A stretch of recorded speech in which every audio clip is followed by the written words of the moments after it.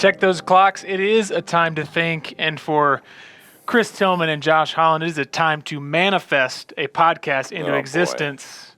We just listened to an Aaron Rodgers interview, and he said he believes in the power of manifestation. Really believes it, yep. But then right afterwards, he talked about the divine timing. Yeah. So which is it, Aaron? Inconsistent. Is it human manifestation or is it divine timing? Worldview inconsistency, Josh. What is manifesting, Chris?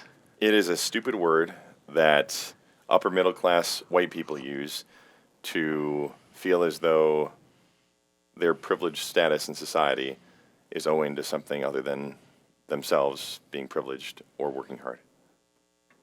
That feels like an observation of something, not a definition of it. What do people? If you hear someone say, "I'm just manifesting," what does that mean? It means nothing. That's the whole point. It means thinking it into into existence. It means they're thinking into existence, which is absolutely nonsensical. Preposterous. Yes, exactly. I know at least one Packers fan that I'm currently trapped in a cubicle with that would have preferred if Aaron Rodgers had manifested another Super Bowl or two. Yeah, it would have been nice. But every year NFC Championship came and Rodgers goes, doggone it, I forgot to manifest. The journey's worth it. All those 49ers were there was more manifestors. They manifested more. Yeah. Yeah, well, it's too bad, isn't it? And you know what? Manifest harder. You know what's a bummer, Chris? What's a bummer, Josh? We're in a time where people can say preposterous things, and it's culturally unacceptable to laugh at it. Because nobody takes time to think about it. No one takes time to think, but we do. We do. We do. On Mondays, we take a little time to think in the morning. And then we go to get some lunch. Yep. And then we come back, take a little bit more time to think.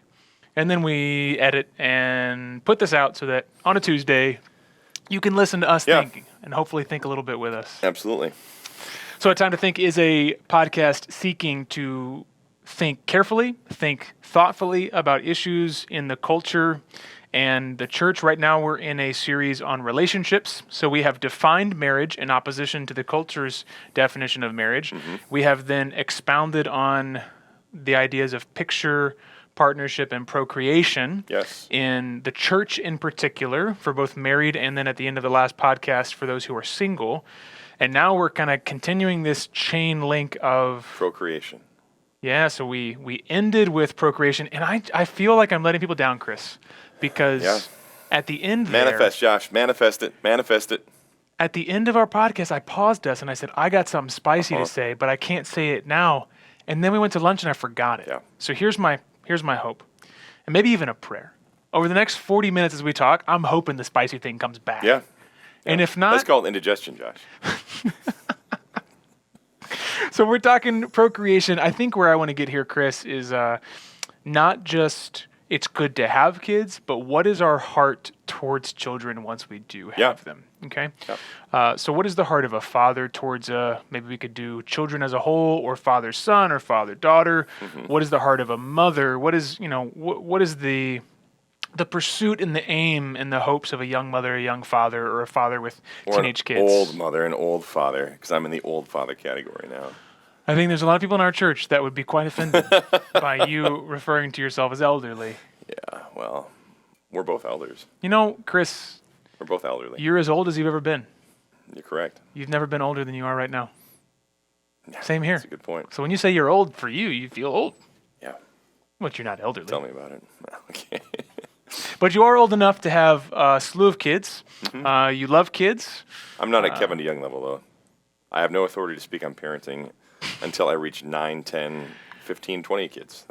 Even that comment brings up a bit of a disclaimer, which is like, speaking on parenting is hard because it's this unique thing that you kind of get to do once. Even if you have multiple kids, you're kind of in this parenting kids in the home stage for one season of your life.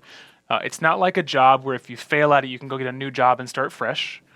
It leads to long... you can't just go like, I get some new kids because I messed up. Those are your children, right? Yeah, that's exactly right. And so I think that actually can lead to a great burden on a parent in a young age. Yeah. I can't mess this up. A burden on a parent in the middle portion, maybe the teenager years, like, oh my gosh, I only have a little bit more time with them. And then a burden on people once their kids are out of regret. So before we even give advice or reflections on parenting, can you reflect on how hard it is to even talk about parenting? It's that hard. I think the reason it's so difficult to talk about parenting is that as much as people may genuinely regret certain things or fear certain things, going back to what we talked about last time about just the selfish disposition of the human heart, I think what I have observed, and I think this is definitely enhanced by social media, this is by trends that kind of grab root. And here's a funny thing. I see this quite frequently within the church itself. And I'm not saying our church. I'm saying, the church at large, evangelical church in America. Just evangelical church? This is a Yeah, legitimate question, yeah, right? You're I not would say so, thinking yeah. mainline Protestant? Correct. Okay. Correct. And I'll say this in part, and it's not to be offensive, because mainline Protestants aren't having kids. Either because they're literally all dying, because they're all boomer or older, or because those who are part of those churches now are either part of a community that literally cannot have children because they're having sexual activity with those that are incapable of having children with them, or because they believe that it is environmentally irresponsible to have children, right? And so within evangelicalism, we have a priority of child rearing. Would you include Roman Catholics in that as well? I would say Roman Catholicism has a different category, simply because I think the virtue in Roman Catholicism is somewhat different, based on the sacramental system and the reason why people have children. In Roman Catholicism might be a little bit different, but Okay. Certainly our Roman Catholic friends, we do have some overlap in certain things, and just like with our view of the gospel, the Roman Catholic view of the gospel is substantially different in many ways from what we believe is a biblical understanding. We certainly do believe that there can be Roman Catholic brothers or sisters that, in spite of the official teaching of Rome, would share gospel truth with us. I think similarly when it comes to child rearing, we might differ substantially as to why. I don't think that it's sinful to plan your family, but it is sinful to kill your children in utero, right? And so there's just a little bit different perspectives. We're going to speak really primarily. Okay, here. so primarily evangelicals. I just wanted to clarify. Sometimes that term gets thrown around. What do you mean when you say evangelical? Not mainline. Not mainline, non-Roman Catholic. Anybody who would sit down and say, "I'm a quote Bible-believing Christian." Okay. I think that's just a general term people use for it, and it does encompass, granted, a lot of different people, but it's a culture. I would say more than anything, it's a culture. Okay, cool. There's a nice little clarification tangent. So you were going to speak about or to evangelicals in regards to the difficulty of talking about parenting. Yeah, so I think the difficulty exists because what I've observed in my years as a Christian, functioning within the evangelical church as a pastor and just as a layperson in the church at times as well, is that for whatever reason, evangelicals tend to be more susceptible to, and I think part of this goes to the idea that we have about a, quote, personal relationship with Jesus that tends to dismiss the idea of having corporate accountability and responsibility. Okay. And tend to go off on what I would say are preferential hobby horses that become very divisive with other people. So there are some people who would say that if you do not homeschool, your children are going to hell and you're sinning. Now, we homeschool our children, and I believe it is probably the best way of going about the process of educating your child. However, there is a community that exists that, as homeschoolers, we have witnessed that basically takes this mentality and it becomes a devil-may-care mentality when it comes to other people providing any input or being willing to listen to anybody. And so it's unfortunate because there are all kinds of different sects that exist within the Christian community as it pertains to child rearing. And our goal is not to extol our own virtues. Our goal is not to try to come up with what works. Our goal is to, what is God calling us to as parents? And then how do we work that out in our unique situations within first our own family, but then within the context of the local church?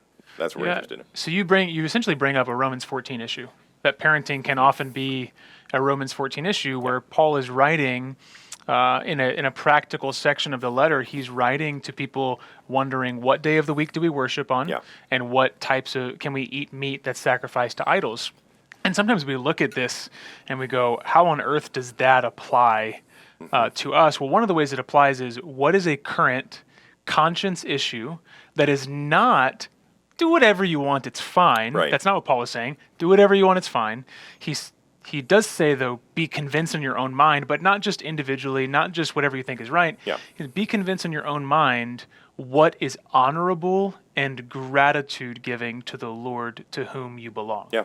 Right? And so I think you could put a lot of parenting things in that regard. Is we're going to differ on convictions. Some people might believe it is most honoring, most faithful to engage with the community through public school. Right? Others will find it's most honoring, most faithful to protect in some way, to keep in the home, or to take a certain responsibility for the education.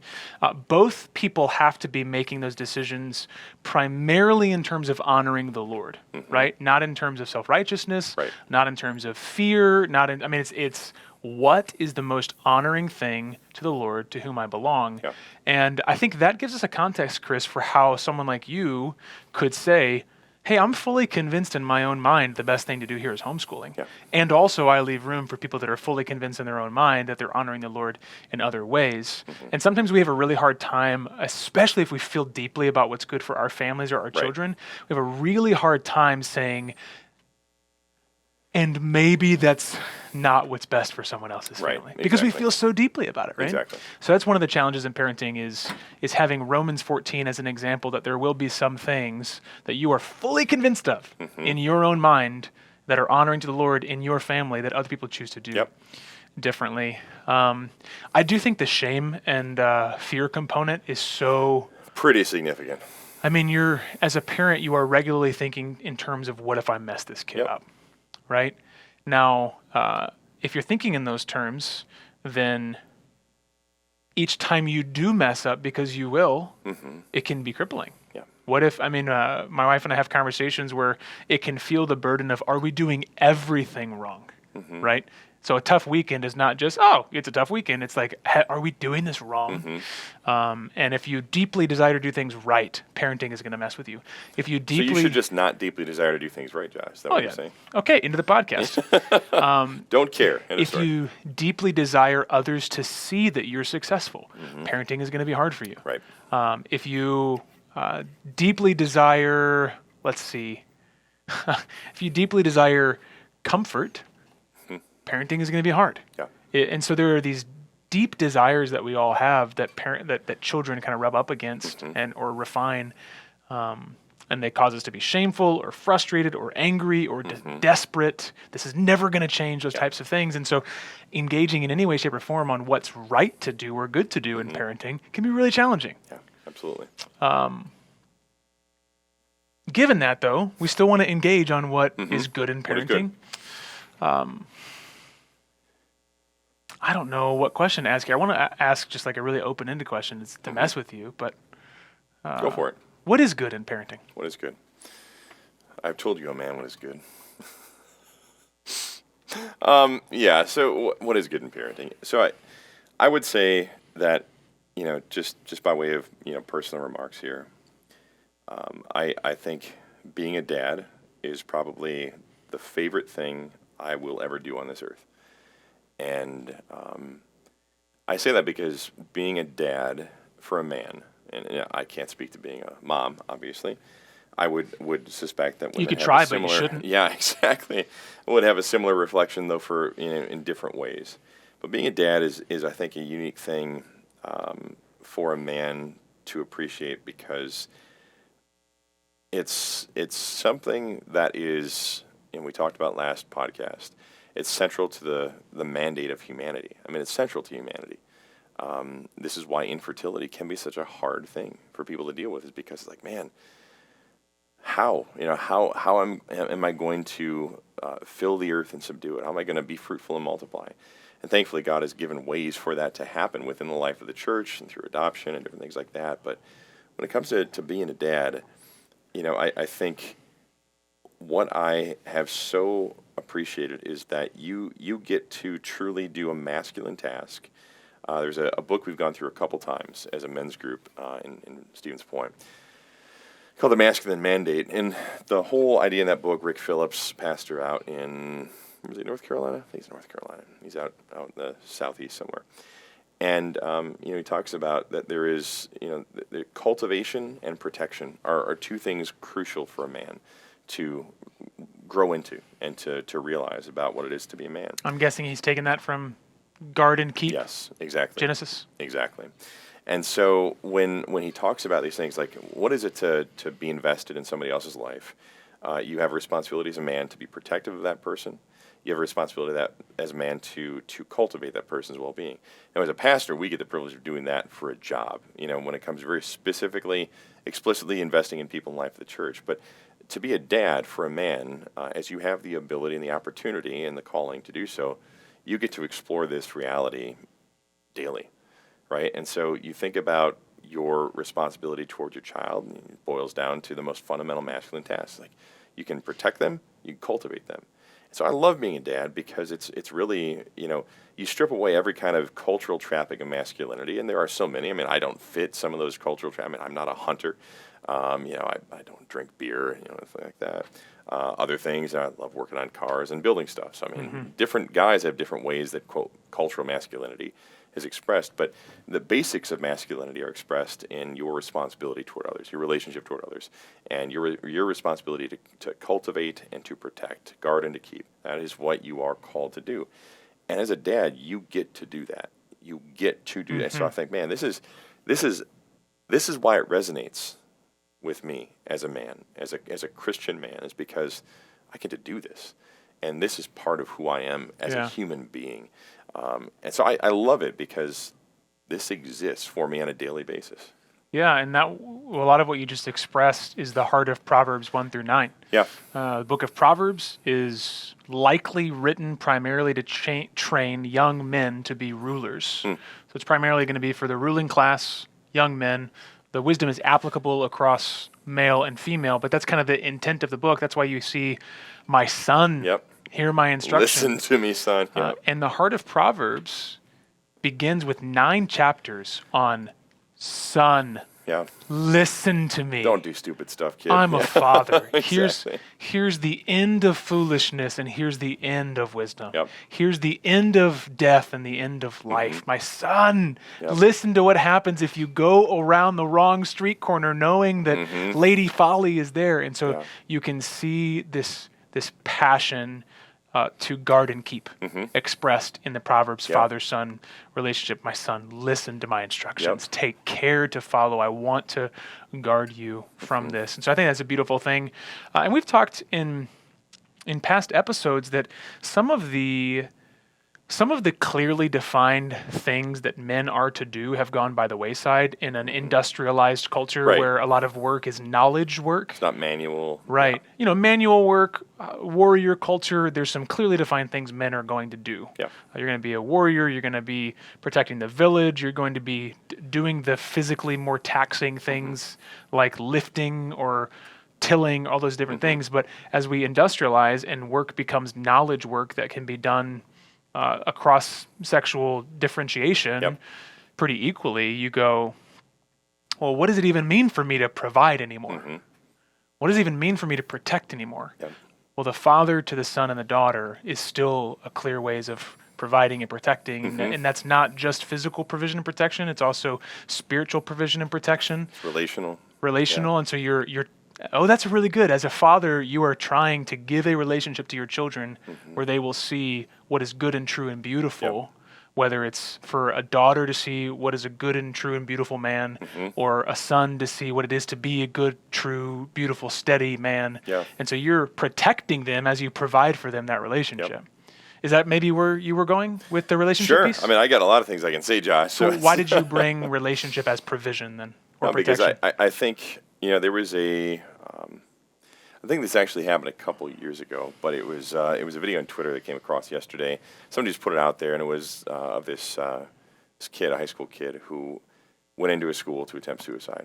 And he went into the school with a shotgun, and he was going to shoot himself in front of his class. And there's a teacher there, and this teacher was I think he had to have been probably in his 30s. Male teacher? Yeah, male teacher, 30-some-year-old male teacher. And he, African-American man, The guy who was going to shoot himself was not. So it's like this interracial, like, what's going to happen here? You know, you have this teacher, because people talk about tensions, stuff like that. And this teacher just graciously and kindly engages with this kid, and the video shows him, security video shows him coming out of the hallway, and he takes the gun from the kid and he gives him a hug, and he just hugs this kid, and the kid just breaks down. Mm-hmm. And as I'm watching this, I'm thinking, you know what? And I read a little bit more about the story afterwards, and basically, I don't believe this teacher had much of a father figure in his life prior, and so he just knew how significant it was. Right. And so you look at how much our society is degraded just on what we call a common grace level, is the absence of fathers, the absence of dads, and this isn't to speak against the role of a mother by any means, but when you eliminate a father from the home, you're putting a burden on a woman that is so unfair, and so a single mom can't fill the roles that she is trying to, just can't, and it's an impossible task that men put women in when they do this to them, and so you think as a father. Okay, and I don't want to just specialize and talk about fatherhood here, but we'll start with fatherhood, because I'm thinking the same thing. We'll start with fatherhood. We'll progress to motherhood. Sounds good. There's this unique relationship that exists because of this, cultivation and this protection that we're called to. But I just think, man, how many kids are hurt because they don't have a dad that's relating to them.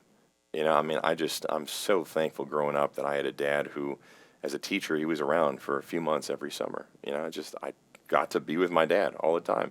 And it wasn't because my dad was taking me on backpacking trips to the mountains. It wasn't anything. It was just, I watched Wheel of Fortune, watch Price is Right, just watch shows with my dad. And, every once in a while we would go golfing, and it just... Bob Barker was my dad. Yeah, well, in many ways, Bob Barker was a family figure for a lot of us. But, when it's all said and done, the relational aspect of a father to a child, whether it's son or a daughter, I just think the greatest privilege I have as a human being on this earth, apart from belonging as an adopted son in God's family, is to image God toward children.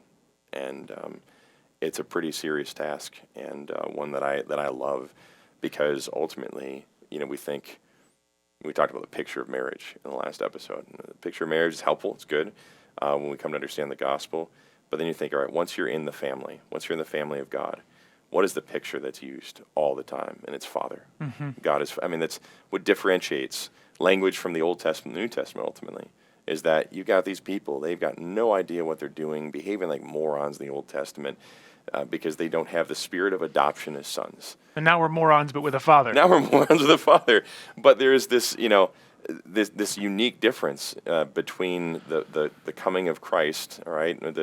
Before Jesus is coming, the presence of the Spirit was different. Mm-hmm. The regenerating presence was there, but when you hear Paul saying, now you've received the spirit of adoption as sons, which causes you to cry, Dad, to God. It's just a much more unique experience for believers to have. And so to be a parent, and specifically be a father, you get to image God in such a unique way. Well, that brings eternal implications, right? Our culture is really struggling with issues of meaning and purpose. We see skyrocketing suicide rates. We see skyrocketing drug addiction type things because people are trying to cope with the fact that they've been told for years that there's really no meaning other than happiness to their life.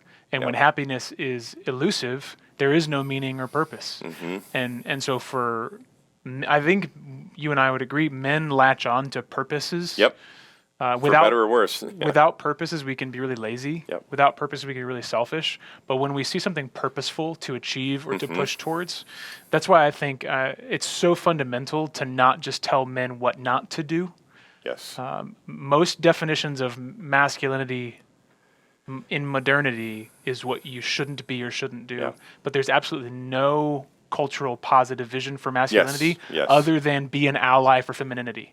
Like the most positive... That's a well-put statement, yeah. Yeah, there's, what you can do to be a man? Be nice to her. And it's like, I need more than that. Don't be toxic. Yeah, right? And so what I love about, for instance, the pastoral epistles is Paul says, flee these things it's a charge and pursue these things. Or in terms of Proverbs, I think a guy like me often reads the Proverbs and goes, Oh my goodness, I should be more careful with my tongue. It's just like all over the place where words are many, tell me about it, transgression Josh. is Yeah. sure to follow. And so I can easily read into the Proverbs, gosh, shut your mouth. But what's been beautiful is I actually see a ton of Proverbs that say, your mouth is a fountain of life. Yeah.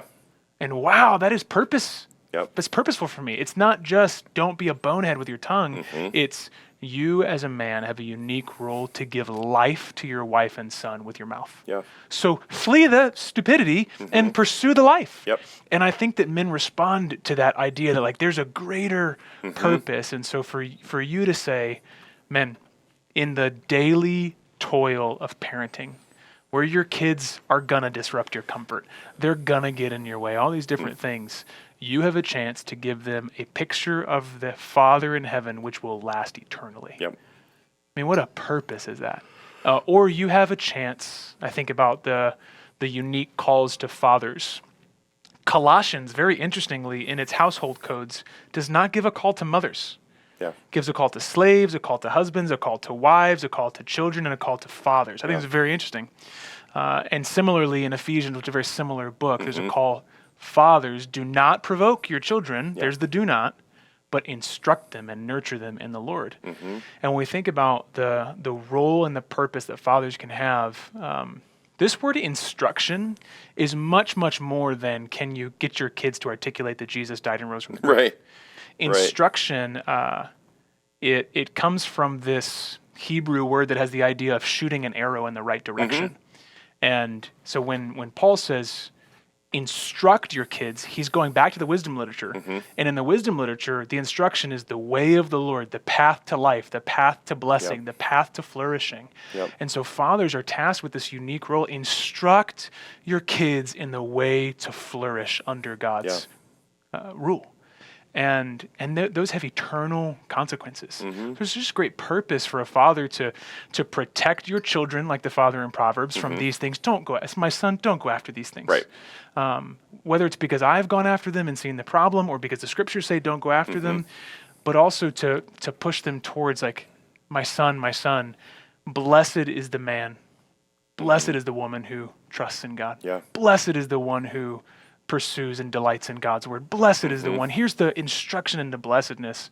And that's a way of guarding and keeping. Guarding and keeping our children. Chris, one more thing that I think I've hinted at here is I struggle in particular with feeling like my son is an interruption, right? I think you and I have discussed over the years that I like to get things done in a relatively efficient manner. If we've got something on the calendar, it starts at this time, we should be done with it by this time. And my kid often interrupts that. And there was a situation a couple months ago where I had a sick kid and my wife was out of town and I was on the phone with you and I was really frustrated because I just wanted to do a 30-minute call. I needed to get some work done. I hadn't worked all weekend and my kid was getting in the way. And I'm sure there's a lot of parents that are listening and go, I felt that feeling. My kid is just getting in the way. And you said something. You just said, do you remember what you said? Not exactly. You remind said, me, Josh. Your son is important. Yeah. That's all you said. If you had said, you should really focus more attention on your son, I would have been like, he's not understanding. But your son's important. And I've thought about that a lot because my son is not just an interruption. He does interrupt, but he's not an interruption. Correct. He's important. And I'll give you another little like real world example. I was really, really excited for the first football game of the Tennessee Volunteers season. And it was an 11 a.m. game. And so I kind of talked to my wife and said, hey, can you watch Tom? Or actually, I want to watch it with Thomas. All right, so we'll be able to watch for like 45 minutes, and then can you put him down and I'll keep watching the game, and then the most of the game will be during his nap time. Before the game even started, my son didn't want to watch anymore. And so I'm like, well, that plan's different. And now not only does he not want to watch, but I can tell that he senses that I'm like leaving him emotionally, basically. It was a very quick shift. He started to disobey more. He started to be frustrated with me. He didn't want to come to me. Now, Thomas is 20 years old as well. He's 2, but I could see like, oh, he notices that my attention's not on him anymore. And it actually led to a pretty challenging day, challenging enough where I reflected to my wife, I think I might not, at this stage of our kid's life, I might not watch football till after he goes to bed at the end of the day. Because he felt that I was gone, and I felt that he was interrupting, and it led to overall a worse day for us as a father-son duo. And so these are the types of things that are real-world examples that I think if we can change our heart posture to say, all right, there are times when, there might be one Saturday this year where I say, Morgan, I actually want to totally leave the house and just go watch football. But if I'm in the room with my kid right now, he's not old enough to watch the game with me, I got to just not watch. He's always old enough to watch football, Josh. Always. Any reflections on things like that where you take, this is something that my heart is hard. I find it hard to be towards my kid or hard to be gracious with them, but then this is maybe how I've processed and reflected on it. Yeah, I mean, I'm thankful on one level that I don't have really that kind of a dynamic, because my wife very selflessly will watch the kids, and just if I have something to do, whether it's work related or otherwise, it's not really a struggle to to justify, so it's not something, perhaps somebody who's in a maybe two income type of home where it's like, oh, how do you compete with that? So I really haven't had to wrestle with that as much in my home. And again, Rosalie graciously will just kind of step in sometimes, and I take that for granted more often than not, honestly. But something that I learned from my parents growing up, my dad, I never understood this, I think, until I was, well into being an adult. But I thought it was normal for people to behave like my parents did. I just assumed that it was normal for that. But I remember when I was probably had to have been around 16 or 17 years old. Yeah, maybe just turned 17.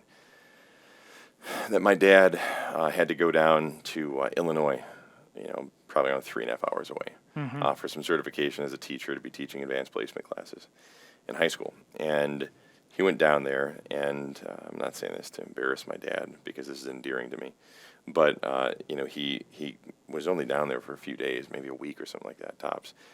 He rarely ever did that. It was pretty much never that ever happened. He was ever apart from us. And he called, and he was crying on the phone because he missed his family. And that's because we had a pattern as a family of always being together. It was the idea like our family functions together. Our family does not function in a way where it's individuals who are coming together to figure out what we can do on our own but still be together as a family. It was, well, of course our family's together. I'd have to justify not doing that, right? And that's something I learned from my family, is that whatever we did growing up, it was assumed that it would be me, my parents, and my little sisters. That was just it.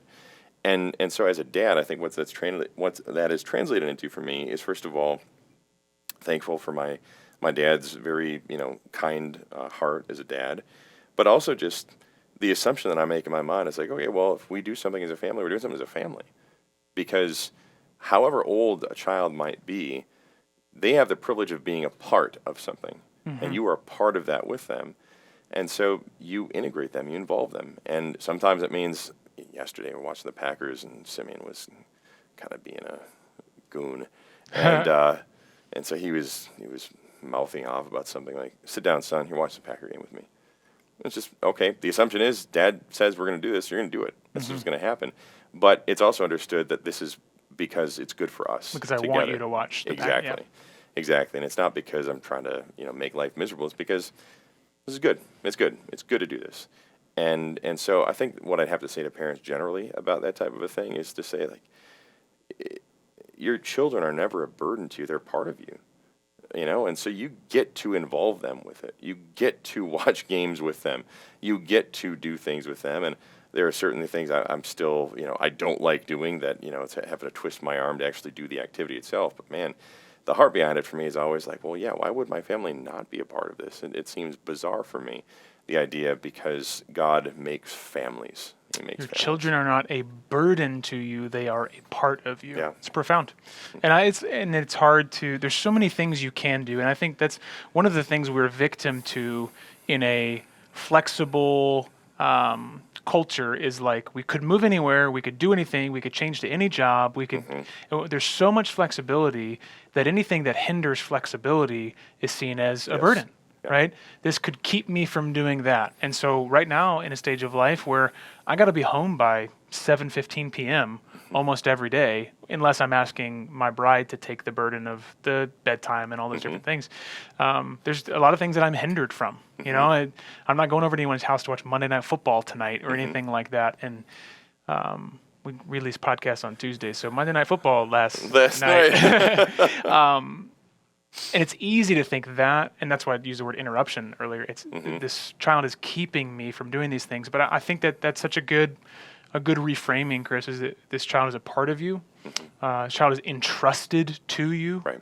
And so when you think about God has given me for just a few years, and really over the grand scheme of your life, it is just a few years of ability to cultivate and protect a son or a daughter. To where they can leave the house, or they can have the confidence to come back to you for more cultivation and protection once they leave the house. I think that's a really noble thing for men to keep in mind. And then a last thing I would say to fathers is regularly return to the throne of mercy and grace, so that you can be a throne of mercy and grace. Yeah. Oh, absolutely. My natural heart inclination is to be a throne of discipline. Don't I know it, Josh? My gut is Bob Newhart, stop that. Stop it. And if I'm not regularly returning to my Lord, who is long-suffering and patient, who is slow to anger when I'm quick to anger, who's abounding in steadfast love when I am reluctant to love, if I'm not regularly returning to his throne of grace for mercy and help in the time of need, I won't embody the Father to my kids. And so then that even gives a purpose to your fellowship with God. I must go to the throne of grace, or else I'm not going to be in a position to parent these children. Yeah. So let's transition to mothers here, Chris. What do we do with the fact that God isn't called a mother in the New Testament? Does that leave women with no image to bear to their children as far as godly character? That's the end of the episode now, isn't it, Josh, right? I like to serve you up with the juicy stuff. Yeah, I mean, of course not. It doesn't do that by any stretch. I think there's we look at roles and offices that are filled, right? And there are certain aspects. I mean, you just think about the aspects of what we call the economic trinity, right? So the ways in which each member of the Godhead functions in salvation. You know, it's the Father's role to elect. It's the Father's role to adopt into. It's the Son's role to be the big brother, to be the redeemer.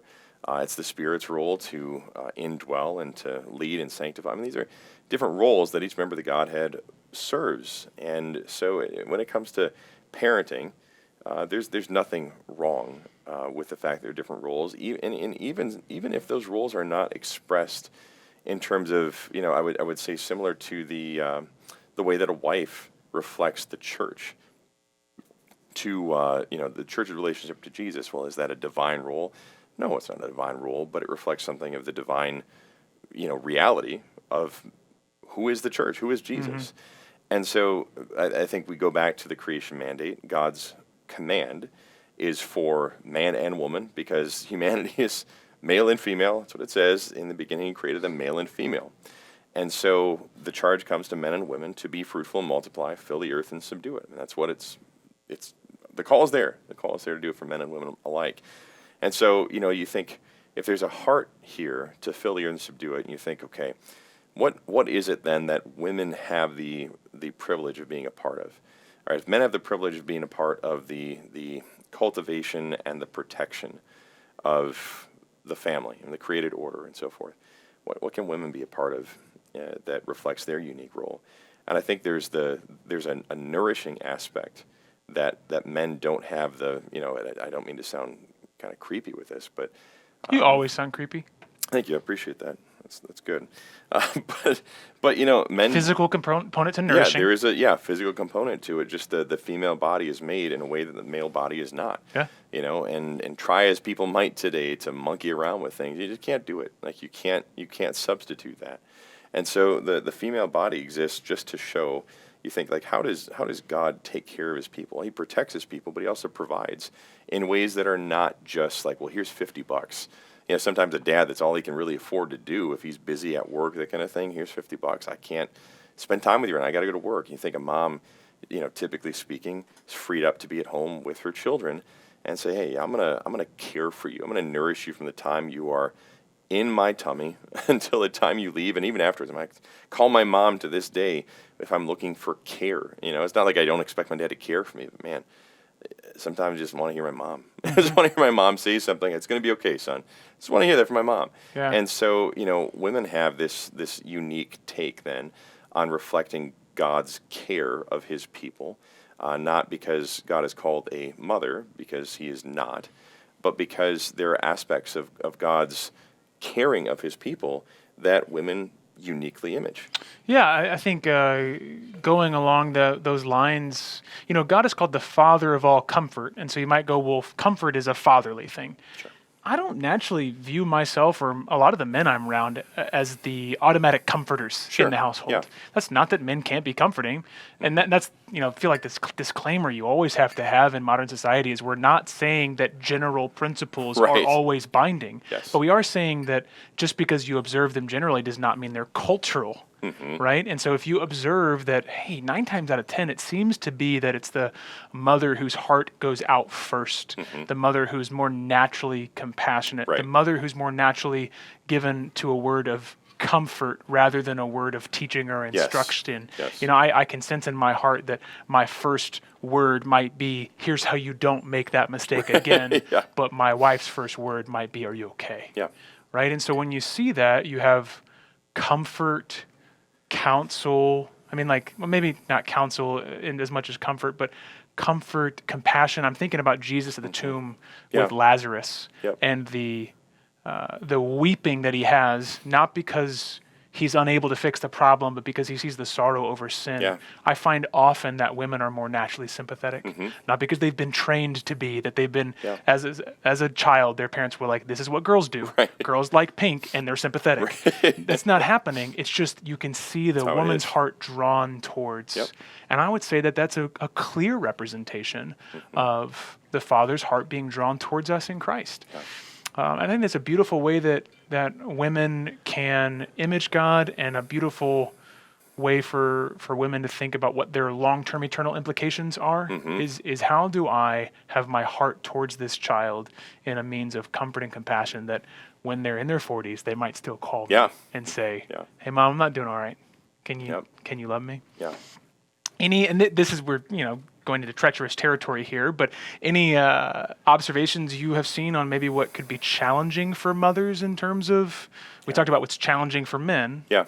I think probably the greatest challenge I see for mothers is men do this in their own way, but I see this on a much more deep and personal level for women, is the tendency to compare, mothering successes with other women. And I think that I continue to beat the drum. I feel like social media has been such a, I think many people look at it as a John blessing. Ralphio would say, Let's hear it. The worst. Yeah, exactly. It's a vehicle for comparison. It is a vehicle for comparison. And for women who want to make sure they're doing things the right way, which is why earlier I mentioned, how I see this in the church very, very clearly, because we do believe that there's a right way and a wrong way of doing things. And so I have found then, unfortunately, that a lot of women will get so entrenched this day, like, man, if I don't do it like this, I'm doing it wrong. I'm absolutely doing this wrong, so I have to do it like this. And then there's this kind of a cult following that exists around this particular method, or we need to make sure the kids only eat free-range food, like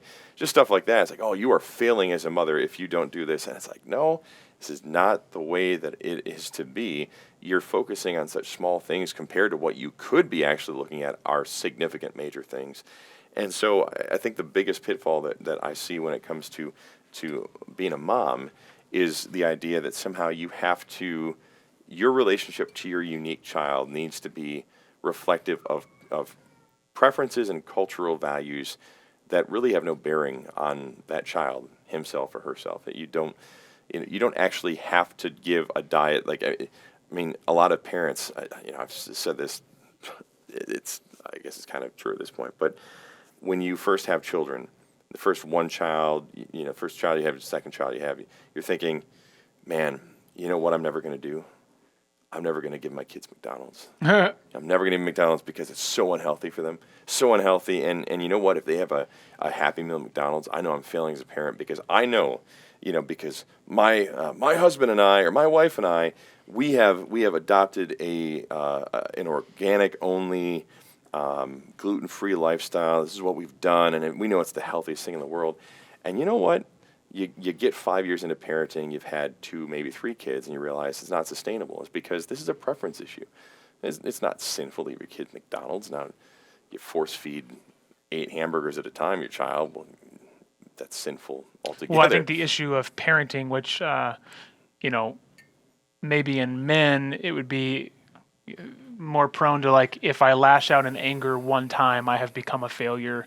Mm-hmm. In women, you might be more prone to, if I haven't done the right thing or cared or nurtured for my kid in the right way this one time, then that makes me a failure. And sisters, I'll give you the metric that I try to use in ministry, because I often feel like a failure in ministry. It's faithfulness. Yeah. When you're dealing with people, faithfulness is your best metric. Yeah. Can I come before the Lord and say, I've sought with all my heart, not even that I have been, I've sought with all my heart to be faithful to this church. I've sought with all my heart to be faithful to this child. Yeah. And you know what? Faithfulness, when you think about a kid's diet, over the course of 2 weeks, you could fit a little McDonald's in there. You probably shouldn't do it every day. Right. But the faithfulness metric allows for some wiggle room to say, yes, I've gone in the right direction, and I have sought to work unto the Lord for this child, and I can rest knowing that that's what God calls me to do, is to be faithful. I think just like in ministry, in parenting, we have to look umbrella view faithfulness and say, and in that you can say, hey, actually, I haven't sought the Lord in this. I haven't been diligent. I haven't been faithful. I do need to course correct. But you can also often say, I have sought the Lord. I have been faithful. I think trust is another component. We talked about trust as a uniquely feminine role / challenge with the marriage component. I hear a lot of women, particularly women with children out of the house, talking about the trust component, how hard it is to relinquish their children once they leave. Yep. And I think that trickles down into women with children in the home as well. It seems to be a unique challenge of like, God has given me this child to nurture and to care for, and what about when I can't? Yeah. And so there's a unique component of trust. Is our, Jesus is, what was the verse you quoted last podcast? Trust the Lord while doing good. It was 1 Peter. Oh, and trust your souls to a faithful Creator while doing good. Entrust your souls to a faithful Creator while doing good. What a beautiful verse for mothers. Yeah. Okay. Entrust your souls to the faithful Creator of your children and do good. And then entrust yourself to Him who judges justly. That's another verse from 1 Peter. This thrust of entrust yourself to the Lord who has entrusted you with His children. Be faithful, do good. You might think of Psalm 37. Trust in the Lord and do good. Wait for the Lord patiently. Commit your way to the Lord. Trust in Him and He will act. Befriend faithfulness.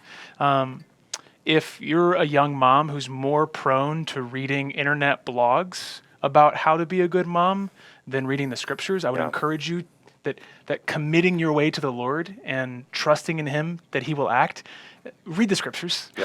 Because those blogs, they're going to give you a lot of modern information, a lot of means of comparison.